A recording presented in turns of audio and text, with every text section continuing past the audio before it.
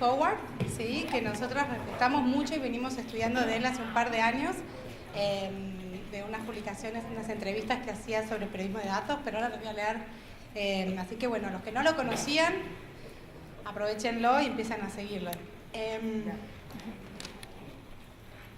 Alex va a dictar hoy la última conferencia del día, ¿sí? Hacia un mundo más abierto. Es escritor y editor con sede en Washington, en DC. Actualmente es columnista de Tech Republic, fundador del blog E Pluribus Unum, un blog centrado en gobierno abierto y tecnología, y colaborador de Tech President, entre otras publicaciones. Anteriormente fue fellow del Town Center de Periodismo Digital en la Escuela de Periodismo de la Universidad de Columbia. Les cuento que tradujimos al español el report que hizo Alex, y lo voy a tuitear desde DATAFEST AR, el link a la primera traducción que está en beta. Todavía no tenemos el PDF porque queremos chequear algunas cosas más, pero ya ahora, a partir de la charla de Alex, van a poder tener acceso a ese reporte que está muy bueno, con entrevistas. Y bueno, y además Alex es miembro del proyecto de políticas de transparencia en red en el Centro de Ash para la Gobernabilidad Democrática e Innovación en la Escuela de Gobierno Kennedy de la Universidad de Harvard. De abril del 2010 a mayo del 2013 fue corresponsal en Washington para Radar de O'Reilly Media. Y ahí fue cuando lo conocimos, cuando era corresponsal. Hola, muchas gracias. Hola, buen día. Disculpe, mi español es muy mal. Es necesario para mí hablar en inglés. So, hello. I do wish I could speak in Spanish. Unfortunately, it's enough to travel, as you say, ¿dónde está el baño? But I can't get into this more deeply. So they asked me to come here and talk about moving towards a more open world. Mundo abierto, I think that's right. And I wanted to explore that theme with a special focus on data journalism. So this is a mix-up, a mashup of different talks, of ideas, of research, reporting, of analysis, all the different themes and technologies and tools and people and movements that I've been seeing over the past decade as I've gotten the opportunity to try to understand where the future is going. And the smartest people I know are the ones who can see where things that are happening now will be leading us down the way, to sort of look around the corner.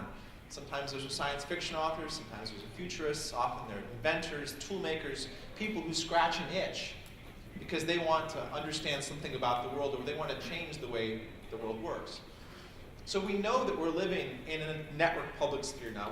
We're experiencing that. Anytime something happens, we experience it because there's a stream of information around that. A wonderful presentation from Twitter just now gave us a sense of that, the heartbeat of the world, the pulse of things that are happening as they happen. That's happening in many different places. It's because we're sharing what we're seeing, something that only journalists used to do, but now that's been democratized. So we think about this as a practice of open journalism, something that The Guardian has pioneered and other people do too, where we're looking for what other people see and helping to curate it, fact check it, verify it, add it to the given stories, and work with the people formerly known as the audience to try to see what's really going on. This thing happens every time there's a natural disaster. We see this kind of dynamic emerge. Every time there's a mass protest, we see this dynamic emerge. It's networked. It's connected not just to the people who are on the ground, but people who are across the country, so people around the world. You can tap into these conversations. You can see what's happening. And of course, sometimes these network protests can change what's happening offline as well in unprecedented ways. When Wikipedia blacked out about 2 years ago, it led to millions of people calling Congress and stopping a bill. Something the internet's pretty good at is saying no, not so far from saying yes to things. How did we get here? We've already got some of that perspective. A wonderful journalism professor right here in the front of it. We know that 2 decades ago, the World Wide Web, founded by Tim Berners-Lee, enabled us to connect, to share information in a way that anyone could get to and to be able to create that information themselves. And it was spread not by governments, but by civil society.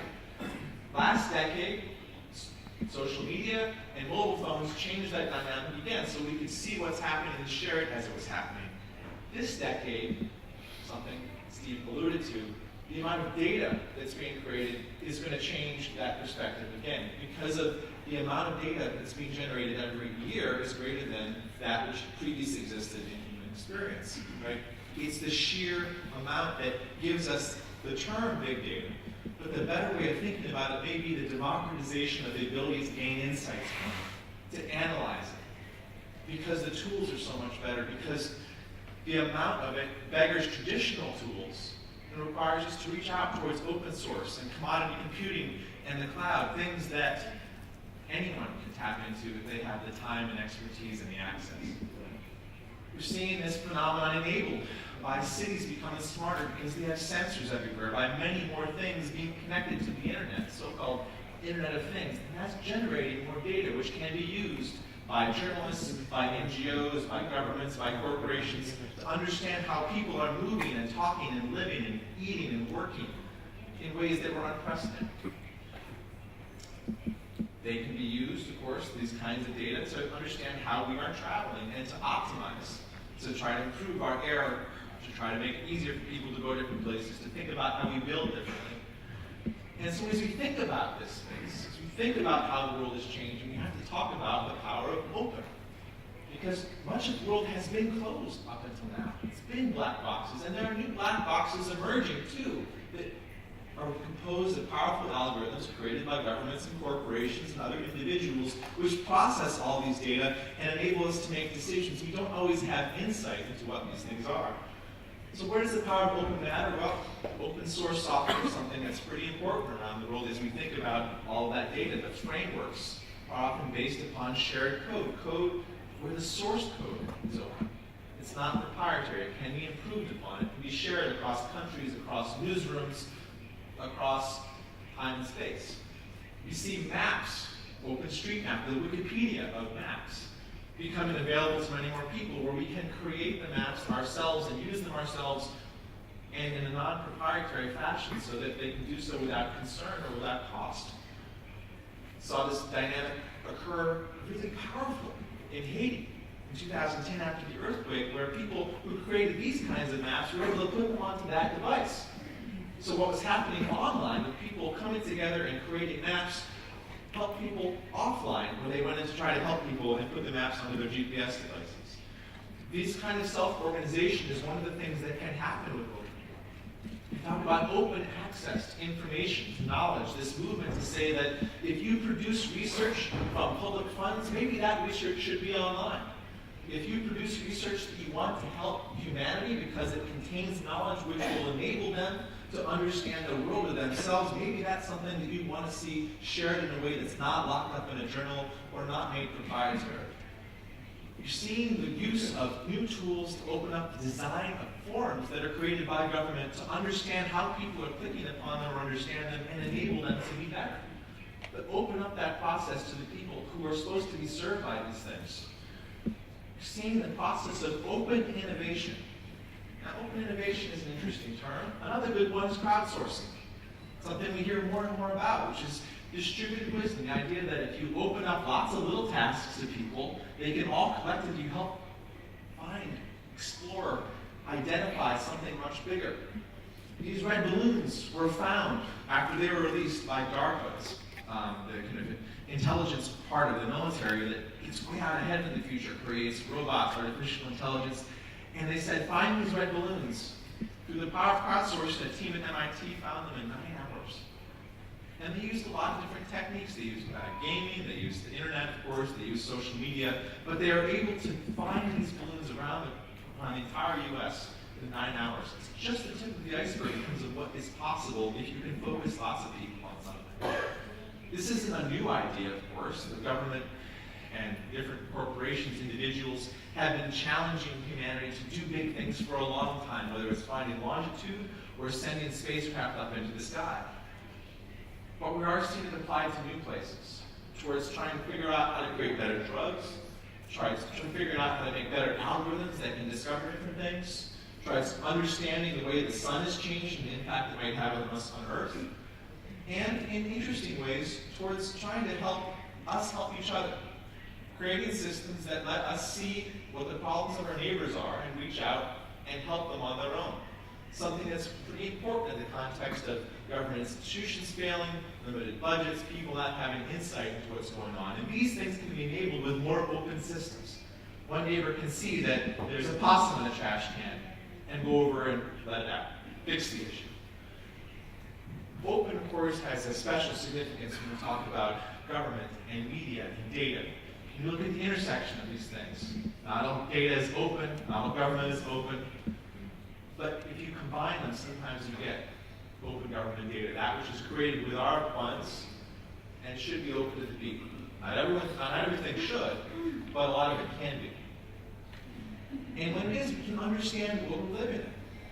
100 million reports filed in the 311 system in New York can give you insight into what's happening in the city. Can enable it to be analyzed and visualized and give people insight into what's going on because it was open. New systems, new startups are starting to make that data more easily available to all of us. Sometimes for cost because they've improved it, sometimes for free, but there are new ways of getting at the data that don't involve you going into PDFs, which, as Simon rightly pointed out, is where data goes to die. When you release that data, it enables everyone, not just the press, not just government, not just NGOs, to be more generative, to create things. It's raw material. You can do all kinds of things with it, some quite powerfully good and some quite powerfully bad. Sometimes you can create applications which enable people, once they have health data, community data, to understand what's going on with them, what's going on with a sick parent or a sick child, how to access a local hospital or find it. Sometimes the data about ourselves can be very powerful too. It's not just data that's been created by someone else, it's data created about us, which you might say we have an affirmative right to, that we should have access to our health records in a format which is open, which enables us to take it to different providers, to visualize it, to understand it, to download it and carry it with us just as we would a driver's license. When data is open, it can be massively used and scaled and accessed in ways that aren't limited to a single website because there's a platform. When a hurricane hit New York City, nyc.gov buckled because millions of New Yorkers wanted to get to the data and understand where they needed to evacuate, but because they released the data, WNYC, the public radio station, which stopped doing just radio some time ago, went online and mapped that quickly. A data journalist mapped the evacuation zones and enabled millions of New Yorkers to know whether they needed to leave or not. Life and death decision enabled by open data. Ideally, the data is connected to the people in the place and time where they need it. It's not just real-time data, it's right-time data. This is a fun idea, but the idea is straightforward. If you check in with an application, it'll tell you whether the restaurant has food violations or not. It's not just inert data sitting on a server. It's data that's informing people that they have a higher risk of getting sick at a given place. It's a concept. Don't eat at this place. But you can imagine how that could be applied for every other decision people make. And the data is the fuel behind that. This is what data usually looks like in government. And in some news desks. It's locked up in paper. That's the reality of open data. This is also the reality of open data. It's open. It's not really open. They call it open, but it's on a PDF. It's scanned in. It's got password protections. It's dirty. It's got licenses that mean you can't use it for other things. It's got all kinds of restrictions which don't make it fully open, even if it's been represented as such. Many journalists know the challenges of the PDF. I got to connect with La Nación and see just how challenging PDFs are here in Argentina. Your pain is not just yours alone. All around the world, journalists deal with this. And so do NGOs and citizens and everyone else who's trying to get at the data locked up in paper which has been scanned into a PDF. It's a mistake, though, to focus only on applications.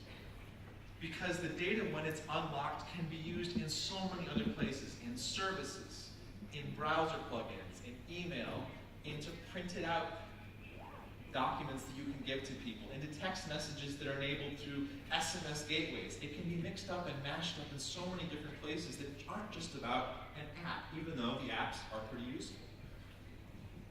Once you release data into a form that it can be used by the world, it can form an information backbone for different kinds of services. So if you're trying to understand who you can trust to ship something, if you take customs data about who is shipping which things through which shipping containers over time, it can enable you to build a search engine which is focused upon understanding the global supply chain. That's not just an app. It's a search engine which is enabling people to make a different kind of decision. Now, newspapers have been using data for centuries, and as Stephen hammered home, this is not a new idea. What's different is the context. The context is that the data can be pulled and pushed into simpler ways to understand how the things around us are hazardous or not. So if different kinds of chemicals are embedded into things that we live and work and play on, and they might be poisonous for us, the data can tell us what the risks are for certain kinds of brands or products and maybe to avoid them or limit our exposure, or those of our children. The traditional tools that Stephen talks about, and we have heard about from data journalism and Twitter, are straightforward. The calculators and graphs, the mainframe and computers on our desks, the spreadsheets, databases, code editors, statistics, programming. The context now is that a lot of this has gone online. It's become open to the world. Some of these things are open source, some of them are free, but by and large you can see the dynamic of open spreading through them, that there's a dynamic that's moved from the hacker culture into the way that we're creating and sharing information, where people are encouraged to share their code, to share their experience in building the open source framework, to put the code online, to put the data online. Now with that comes some challenges. It's no longer on a desktop. So if that data is resting somewhere else, you've lost some control over it. And if it's sensitive, if it's proprietary, if it has people's data that's mixed up in it, you might be exposed to more risk. And of course, we know if you are writing about the powerful and you're using data as a source, you can protect it just as you would a human. But this kind of data, released and mashed up into these kinds of frameworks, can give people the information they need to make better decisions about where to go and where not, where the risks are for fires. This isn't just an application that you fire up and then search. You can actually have geolocation as part of it. So let people see where they are in relation to the data. Let it be personalized to them in space and time. So we've heard a lot about data journalism today. I got to try to put a definition on top of it, just trying to see what's happening here. And we saw the process that Simon described, this long chain of the gathering, cleaning, organizing, analyzing, visualizing, and publishing data to support the creation of acts of journalism. Acts of journalism, which is something that anybody can do. And that kind of work can do different sorts of accountability that couldn't really be done any other way. To map out ambulance response times to different neighborhoods, to understand how different populations are receiving public services. And we really care about how fast the ambulance shows up. And we should care about how fast it shows up in some places versus others. This isn't a new thing. This is a theme that hopefully has been repeated again and again this morning. Journalists have been using data as a source for a long time. It complements traditional shoe leather reporting where you go out and talk to people, and it complements when you talk to witnesses, experts, and authorities as well. It's part of the process of the investigation. It can enable you to understand the campaign finances of the country, who's donating what to whom, and in a world of dark money, unclear funding for campaign ads, that's more important than ever before. It can let you explore the ethics of public officials, to explore the data yourself, which turns out to be quite popular. It can let you estimate whether a school is risky or not for your children based upon data which show how long it was since it was shored up against earthquakes. And you'll notice, this is Wired Italy. Lots of different organizations are doing this kind of work and doing kinds of public service work using open data that we might not have expected to do it 10 years ago. You might know these folks here.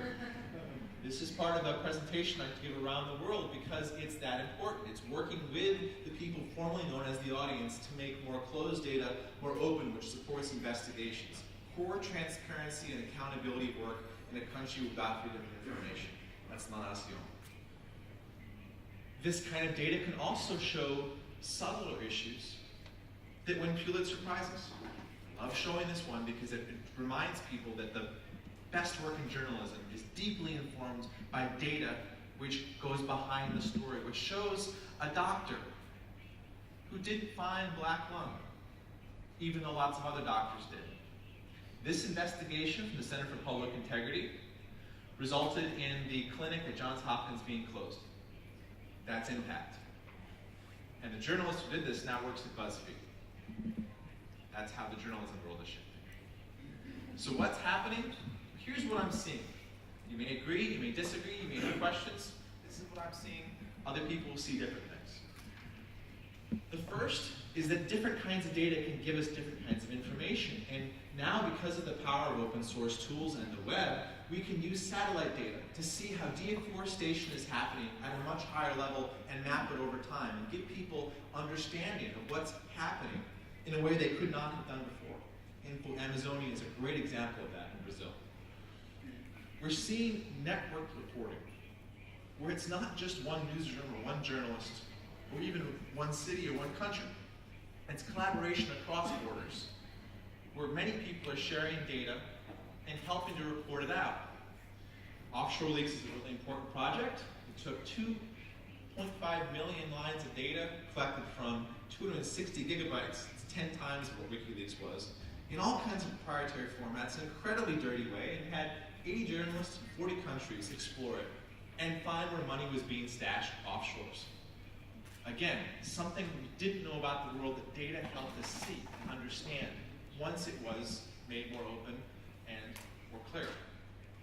You can see where data can help us understand the influence of the new people that have power in society, who might not be clear. In this case, China.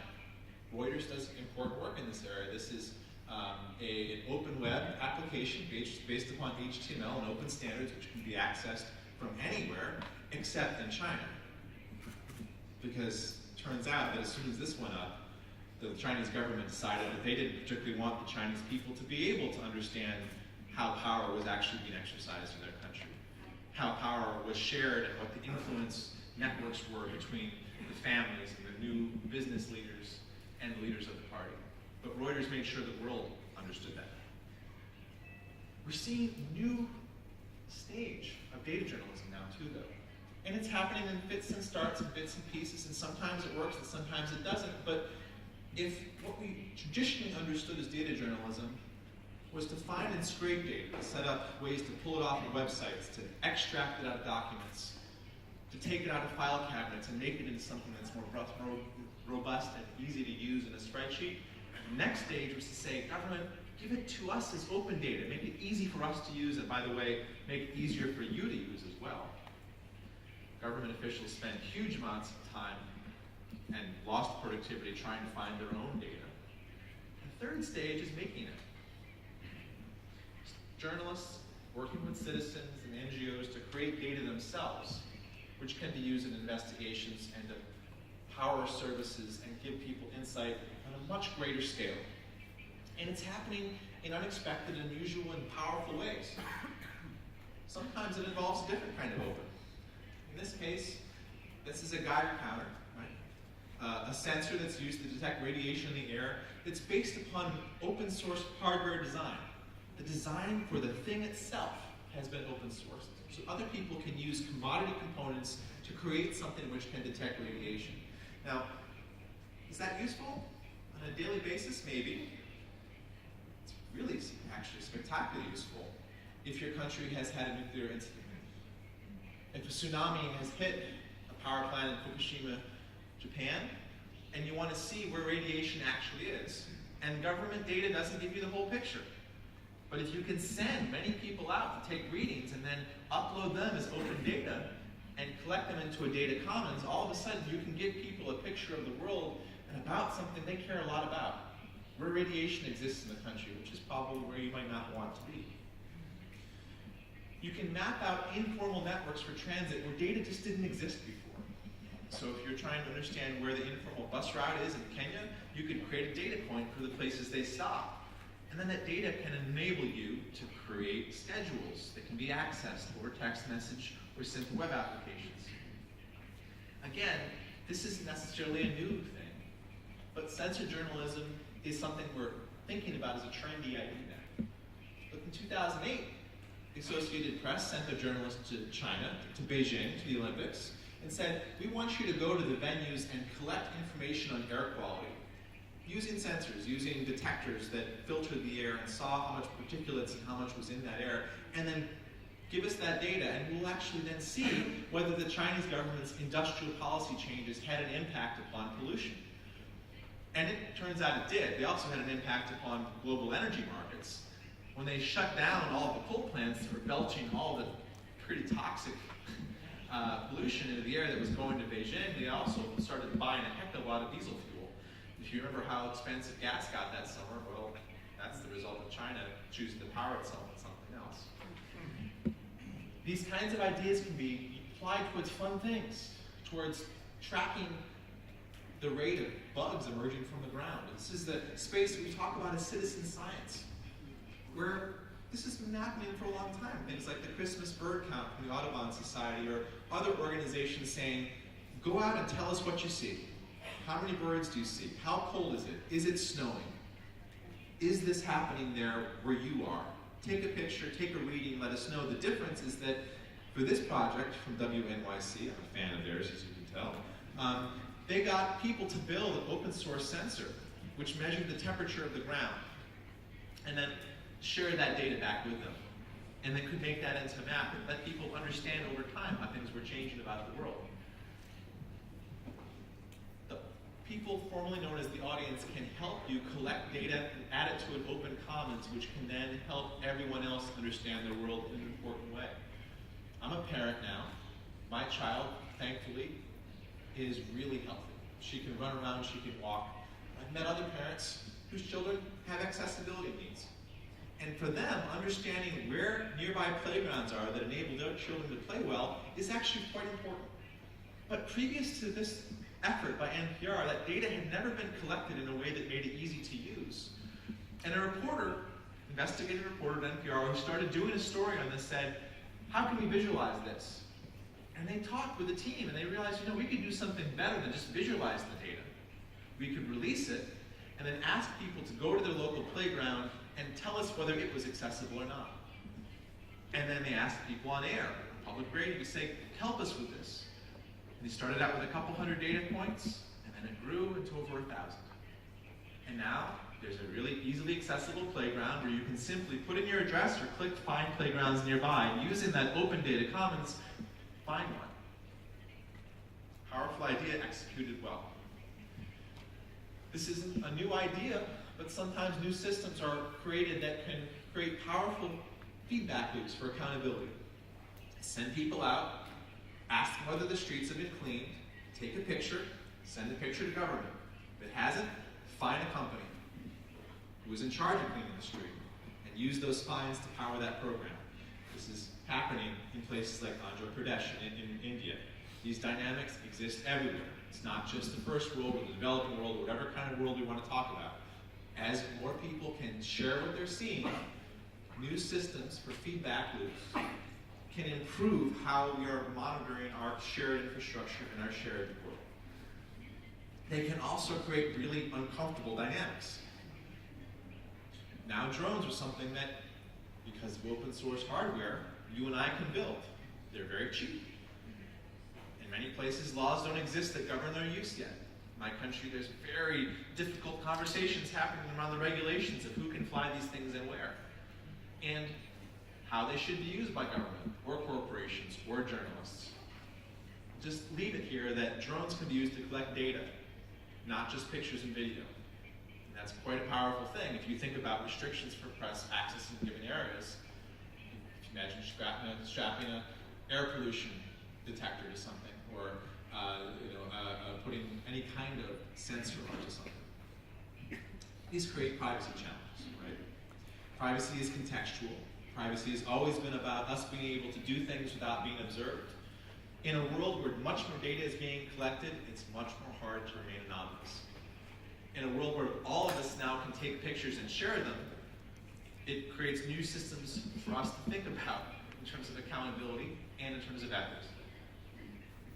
Just a couple pieces of data about you can often de-anonymize you in a huge data set. When you were born,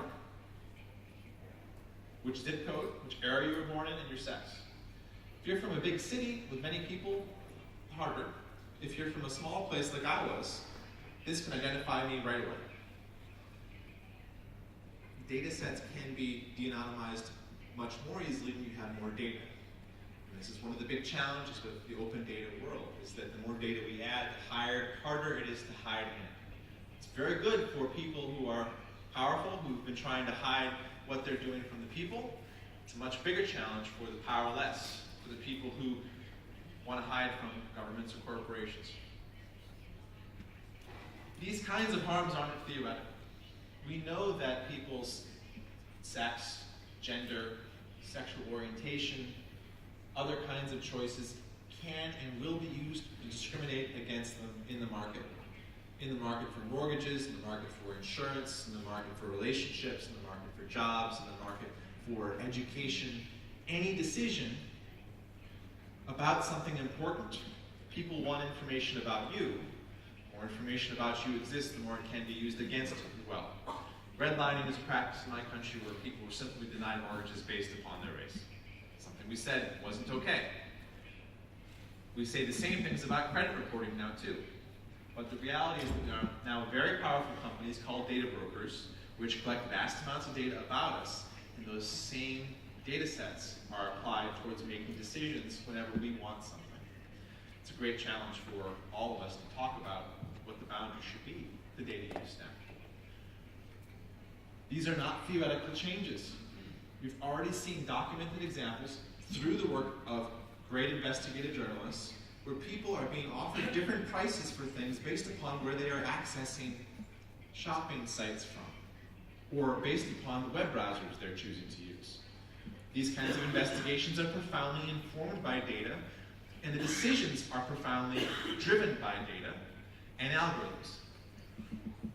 Journalism can reveal something about the world we didn't know, and now we have to talk about it.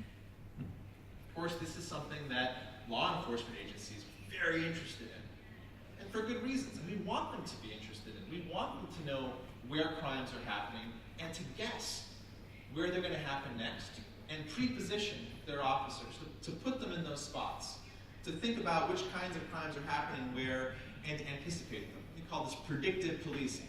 Predictive data analytics are a really big deal in the intelligence community, in hospitals, even in schools increasingly. The challenge, though, is when these same kinds of tools are applied towards predicting what we think a person is going to do based upon other people like them. Now we get into a fuzzy place. It's a fuzzy place some places have already gone. In Chicago, they created a list of the 500 people they thought were the most likely to commit a crime. And they sent detectives to talk to them. How do we talk about that as an ethical decision? Because we know that just because you're like someone else doesn't necessarily mean that you are, just because your demographics say you are. Yes, you might have an increased risk of doing something, but does it mean you will? Is it determinative? No. The biggest risk with big data is that we mistake correlation for causation. Is that we take the individual described in that massive data and says, because other people like you do this, you will as well. Many different organizations want to jump there. Many individuals want to jump there. Don't do it. Doesn't mean that these tools can't be used in powerful ways to reveal some of the darkest things that are happening on the planet. I think human trafficking in organs and tissue is one of those things. Right? The idea that you can buy and sell organs with all kinds of really sketchy incentives going on between the rich and the poor. In a world where you can sell a kidney for $5,000 or $10,000, how is that value being transferred? How is that being moved? Who is involved? The very same tools that might be demonized for the use of counterterrorism can be used by investigators to find out where those networks are and investigate them and reveal them. There's some real questions about which data should be open and to whom, of course, here. And it reminds us that not all data can or should be open. But there's a big gray area here. Sometimes data can also tell us something about who is being treated in different ways and do something about it. Now, journalists in different contexts may be more or less advocates. In many cases in schools are taught to simply report and then let the facts speak for themselves. Other people, famously the muckrakers at the turn of the last century in the age of robber barons, very powerful corporations, wanted to do more. They wanted to have journalism that had impact. Well, here's impact. Imagine if in your country you noticed that In the schools, teenage girls are dropping out. Between 10 and 14, there's a big drop-off.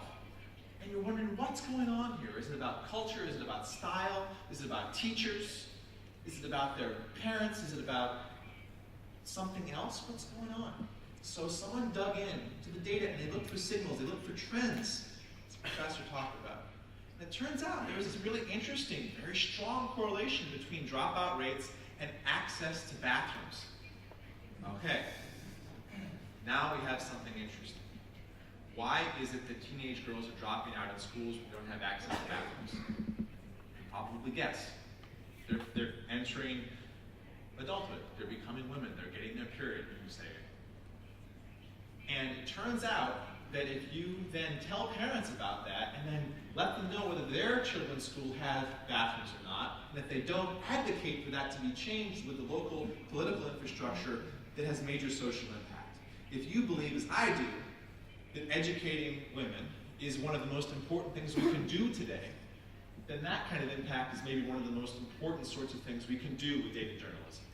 Show how changing something about their world that's as basic as sanitation can improve everyone's lot. So what's happening next? What's coming down the pike? Well, again, let's talk about what's happening now and see where it might lead us in the future. Many media, NGOs, government organizations don't yet view data as a strategic asset. They view it as something that they own, they view it as something that informs one investigation and gets filed. They don't even recognize that the forms they receive from people, the filings, represent data that can be turned out and used and released, that itself will have an impact upon the market. If you simply release the fees of credit cards into the market again and show how different fees are being applied, it enables people to make different consumer decisions, and it'll actually affect the way the companies behave. Pretty controversial if you really care about that as a stockholder, but no-brainer when it comes to consumers. Increasingly, journalism organizations, particularly those that are operating in data-poor societies, those where you don't have very powerful statistical agencies or others who are collecting data and publishing it themselves, have an opportunity to take data and make it a resource for them, and also one that can be a revenue source. ProPublica, one of the most important nonprofit journalism organizations around, does that. They make raw data available to a data store, but the stuff they refine, that they structure, that they add value to, they make available for a price. Increasingly, many media organizations will get this connection, will understand that data is a strategic asset, that it's something that shouldn't just be put in the desk afterwards, that it should be collected in the database, and that over time that database grows, and you can start to see patterns, and that it can be used for other investigations. That it could be something which can inform the decisions of many more people outside of that organization if they choose. The second, this is something Simon spoke to eloquently, better tools are emerging which enables more of us to do these things. It used to be that you had to have serious chops to extract data from PDFs. And in many cases you still do. But now there are all kinds of applications which enable you to put a PDF in, get data out. If you went in there to die, you can resuscitate it. There are all kinds of other kinds of data manipulation tools, cleaning tools, publishing tools, visualization tools, publishing into other format tools. Something that enables you to take a data set and make it into an API right away, which enables other people to build on top of it. These things are all improving and at a rapid rate, and they're being funded by organizations who have been told by people who've been working in this space for a long time that they needed to exist. They're filling gaps that the market didn't because people understand that in order for the data to become something more than a useless row on someone's computer that needs to be made accessible, available, published. Not everyone agrees with me about this, but I think news applications on the web, not just the native ones on your phone or your tablet, will become one of the primary ways people consume these kinds of data-driven applications. That they will be the way that most consumers experience the benefits from these things. That by putting it on the open web, they'll be accessible to people who can't afford the expensive device. And that they will, in the best of them, give people the opportunity to explore the data behind them and the methodology by which the data is being manipulated and the process by which they're arriving at what they're showing you in the front of it. They'll make it accessible to more people. If we accept that being digital first is where the future is going, that within the next decade, 2 billion more people will be online, we can probably accept that they're going to be coming online through mobile devices. That when given the opportunity, families are buying a phablet first, the biggest phone they can afford, because it's the one device. If you had to choose between a laptop and a phone and a tablet, which do you take? You take the biggest smartphone you can afford. Because that's the one that enables you to do everything. Increasingly, if you're a news organization who isn't thinking about that, you're going to be left behind by those who do, because when consumers find a site, an application, a service that doesn't load right away on their mobile device, they leave. We see this in the data. They just take off, and they go find someone else's who does. And there are competitors. There are competitors who are digital natives, and they're not the ones that you normally might expect. There are startups like Circa, which does news, but there's also Facebook that's making a feed from people's Facebook data. And there's Flipboard, which curates lots of other different sources that are both social and other feeds. There are all kinds of competitors coming from Google or Apple or other folks. One of the most jarring things I always have to point out to journalism students is that there are now algorithms writing stories that are good enough, that are producing simple stories about natural disasters, that are producing simple stories about sports, that are producing commodity stories about business journalism. And if you can't add something that's better than this, that's what's going to take your place. That's what's going to have your job already. You have to be able to tell stories. Make it connect with people. Have a narrative. Make it powerful. Understand a pattern that the computer can't. Because the computers are coming. They're coming for everyone's work that can be automated. Legal clerks, medical transcriptionists. That's where the next wave of automation is coming. The factories have already become automated. Next up is white-collar jobs. If you're doing this kind of work, people are going to have a higher standard for corrections and for accuracy. If you're saying that this is not just anecdote, this is evidence, you better back it up. Show your work. If you're using data as a source and you're writing about the powerful, believe me, they're going to want to get your sources. They're going to want to know where the data came from, how it was leaked, who it was leaked to, who leaked it. You'll have the powers of national governments trying to trace this through data, through your data exhaust, through your mobile phones, through where you've logged in and who you've talked to, who you've emailed. We all know the internet is a big spy trap now. So you'll need to learn about how to encrypt, when to communicate with people when it's not digital, when to keep things on paper. You need to think about how you protect your sources and protect yourself if you're doing this sort of work. And make sure there isn't too much of a gap about the data that you're collecting about the people that are coming to see your work. One of the biggest problems we see right now in data on all levels is there's too big of a gap between the public's understanding of what data is being collected and how it's used and the reality of it. If you as a media organization or as an NGO or as a government are responsible for data collection or storage or usage, you need to disclose it, because if you don't, someone will find out and they will write about it, and then you're going to have to deal with upset consumers, customers, clients, colleagues, anyone else who says, that's not what I agreed to. That's not what I thought you were doing with that. Why didn't you tell us? We're headed into a world where we're going to see really uncomfortable intersections that we don't expect, that will sometimes lead to outcomes we didn't anticipate. This is a map of the licenses for carrying handguns in New York. A newspaper published this, and they made a mistake. They put names and addresses into it. Believe me, people were not happy. As you may know, Americans are a little funny about guns. There are very few things they could have mapped which would have angered more people. And the trouble is that there are also very few things that it could have mapped that could have made some people discoverable that really didn't want to be. From prison guards to women who had been abused by ex-husbands or partners who had handguns. Making people more discoverable in an easy way, taking friction out of data access, was an ethical decision. It wasn't about technology. It was a decision an editor made. Now, the end result is that New York State changed its law. It's a Freedom of Information law, FOIL, in New York State. Journalists get very upset about how it's being carried out or not. But the legislature, motivated by the anger of the public, said, you know what? Handgun license data isn't accessible anymore through FOIL.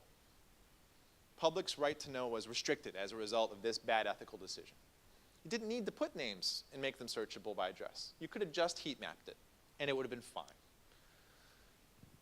We know the future is mobile. We know that many more people are going to be online soon. What we don't think about is that it's not going to be through just a mobile device. It's going to be through wearable computers. It's going to be through the Apple Watch. It'll be through the next thing beyond Google Glass. It'll be interfaces and sensors on us. It'll be things that give us subtle nudges that tell us when we're walking how to get somewhere. It'll be health monitors that tell us something about our blood levels, our heartbeat, or respiratory bits. It might be drugs circulating in little pills around us that are being released over time in concert with electrical signals from something else. It might be little computers that are given stimulation to our brain to help us out with depression or anxiety or fight Parkinson's or other kinds of very difficult diseases. But the reality is that if you're going to do this kind of work, you need to be thinking about how you might deliver data to those kinds of devices in the future or access data from them. Medical devices turn out to be one of the most closed data things around. If you get a pacemaker, you don't have a right to the data in it in many cases. To the data that's being collected about you by something that's been stuck in your body that someone else owns. And you can imagine people making trade-offs. Because if they say, you know, we'll give you this for cheaper if you let us monitor it. These aren't theoretical things, right? We can see where already insurers are saying, put this device into your car and drive around for 30 days, let us take the data, and if you drive well, we'll give you a 10% break. Who wouldn't want that? The next step might be to say, let us monitor the car all the time. And as long as we don't see you driving recklessly, accelerating too fast, decelerating too fast, having other kinds of issues, well, that'll change. The fights in the future are going to be increasingly about the data. When Elon Musk's car, the Tesla, was unfairly reviewed by a New York Times reviewer, he took the data, the log data from the car, and published it on his blog and said, this shows you drove it in a way that wasn't efficient. He told a different story himself, the same kind of way a journalist was using data. He didn't release the raw data himself, however, which is what the journalist would need to authenticate what he was saying. In this world, we'll need better ways to filter this data, right? We'll have different kinds of interfaces that enable us to customize different data feeds. You can already see how this sorts of thing is developing. This is just a concept of what Firefox might look like in the future. But we have to always ground this in the fact that these stories are about people. They're about lives and the way that we live today. And that as you produce journalism of any kind, people who understand the worlds you're writing about need to be represented in the storytelling themselves, or at least consulted to make sure that it jibes with their experience. We know that more diverse workplaces create better results in research and science and business outcomes. That means more women, more minorities.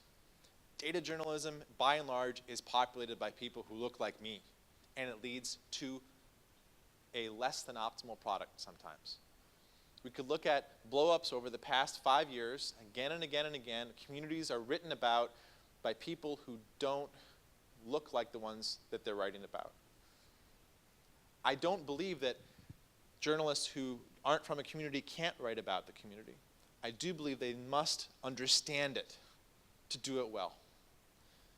More diverse teams will make better journalism.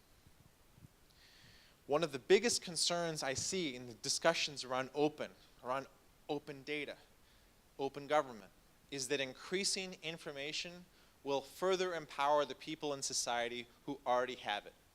And I'm sympathetic to this concern. If open data just leads to more smartphone apps, then yeah, we have a problem. But I don't think that's quite right. Because one of the biggest differences in society is who has access to information. And open data decreases asynchronies of information. By publishing the data in a way that everyone can get to, by creating interfaces and ways to understand it that everyone can see, we can improve how more people can make decisions. We can find ways to have not just the powerful who could always buy government data, who could always get access, but other folks understand how things are changing. It's not just publishing stock data either. Every single sector has data that's collected about it. From the biggest buying decision of your life, buying a house, to which doctor you go to which school you send your child, to which foods to buy and from whom. These are all data-driven decisions, potentially. The challenge is that we can't just let these discussions to be about data and technology. To get change in something the data describes, laws and regulations and responsive institutions fundamentally matter. Here in Argentina, I heard a story about your vice president. And then I heard another story, and another story, and another story. And then I saw the data, and yet he is still your vice president.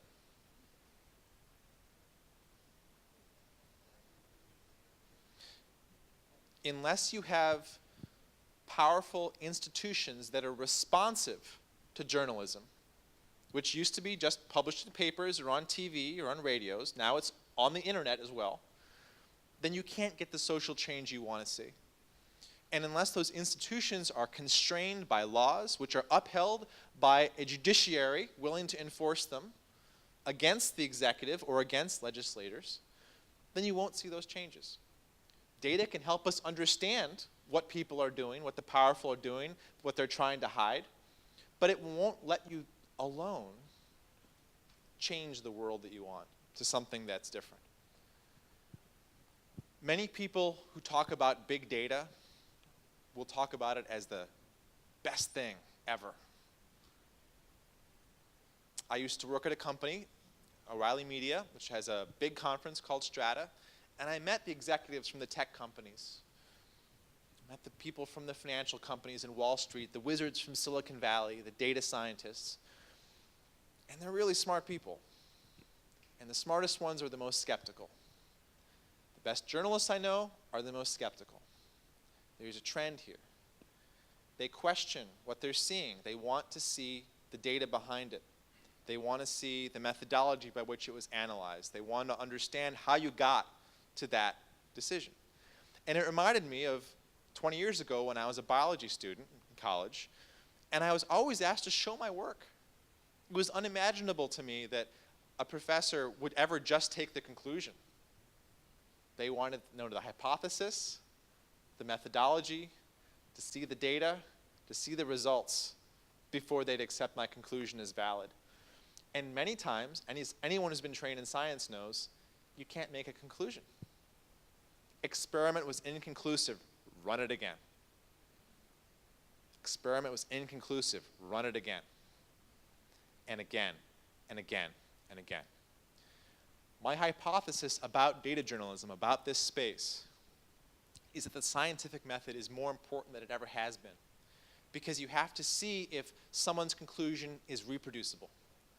You have to see if their work and the data behind it can be shown to come to the same result every time, especially if the experiment gets run again and again. The good news is there's more data than there ever has been before. The bad news is that there will be people who want to say to you, this is truth based upon this. And if you've ever dealt with philosophers, they will tell you, well, that's a really funny word. Science is only that which can be proved by evidence that can be repeated again and again by doing the same thing. That's how we get to scientific theories that are based upon decades or centuries of experiments and observations, all founded upon data. So, be skeptics. Be excited about this more open world. Be excited about opening up data, about holding institutions accountable, about sharing your work, about spreading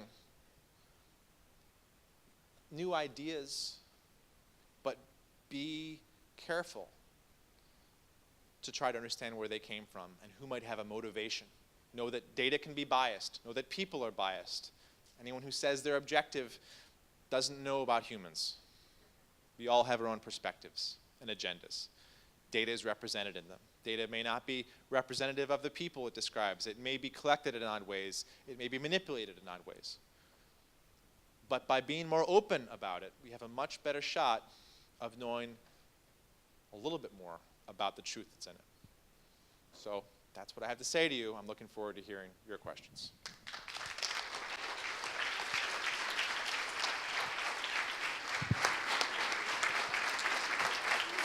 So we have time for one question here, and then. Take a question. So, vamos a hacerle una sola pregunta ahora y después Alex va a estar mañana también y durante la tarde acá en el DATAFEST y mañana va a hablar más de su reporte de periodismo de datos. Así que tenemos una pregunta. Ahí vi la primera mano levantada.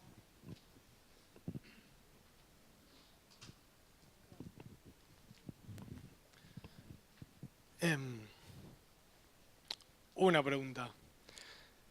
Hiciste un punto interesante sobre cómo en el futuro va a haber muchos miles de millones de personas más que van a tener acceso a Internet y a los datos, pero lo que a mí me parece interesante es el medio.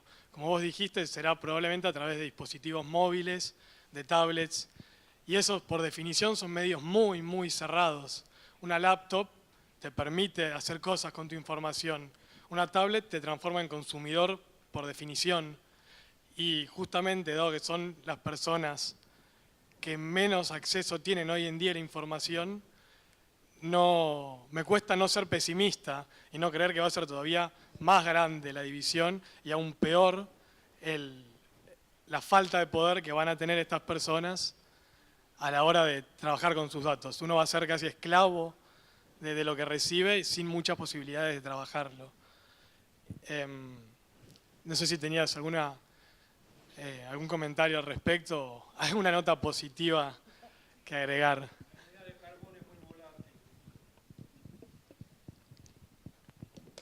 I see that you are a skeptic.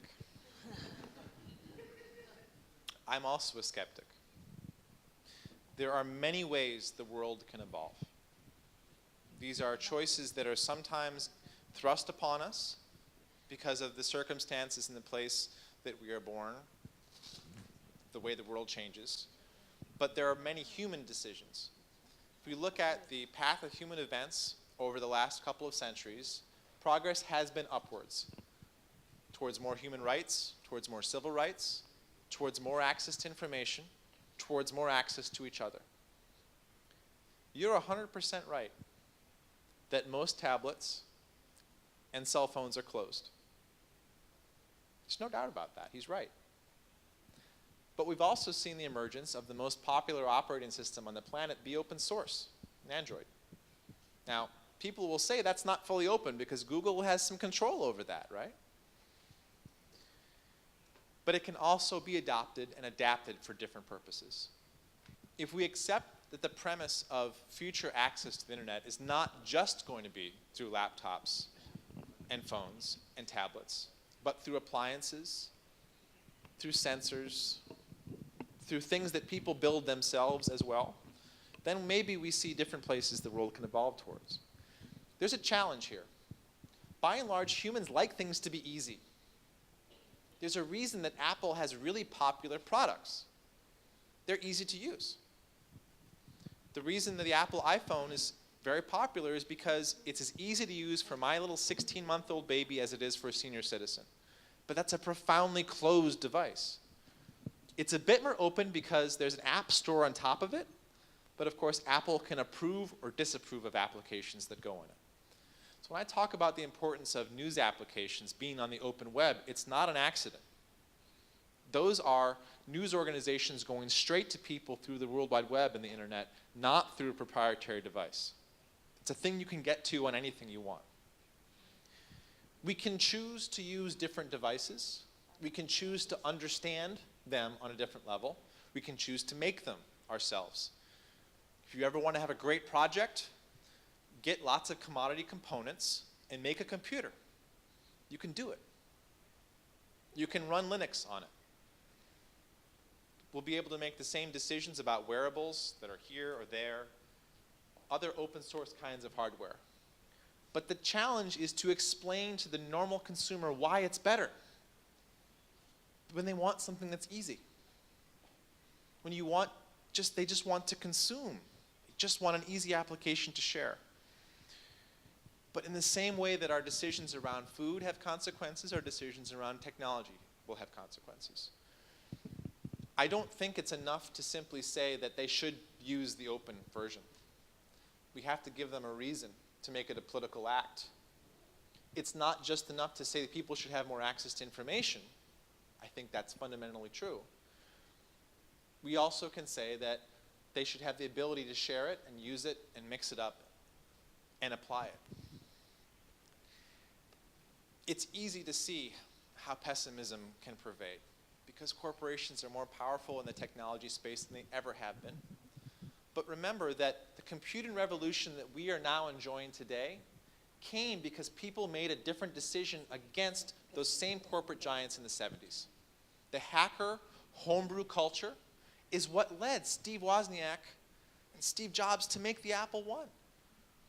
Now I know that the Macintosh ended up being pretty closed, and I know Apple products are often pretty closed now, and they use a lot of open source. But you can see where the original DNA of the company came from. The same thing is happening right now in the maker revolution, maker movement, where people are building things, tinkering with things. That gives me hope that there are different choices. Fundamentally, if you're worried about the way the world could evolve in a more closed way, then your responsibility is to make a case for open. Because it doesn't have to be that way. Data doesn't always stay open. Governments don't always stay open. Freedom of information laws don't always stay the same way. They're very much controlled by people. Countries don't always stay democratic either. It's on all of us to make different choices and to hold people who are making choices on our behalf accountable. I think in the long run, open systems win out because I was trained in science, which is a profoundly open discipline. But even there, we can see how different forces have impacts where scientists want to patent genes. Scientists want to patent life-saving drugs. And these are hard conversations because you need to have incentives for companies to develop these things. So we make different choices.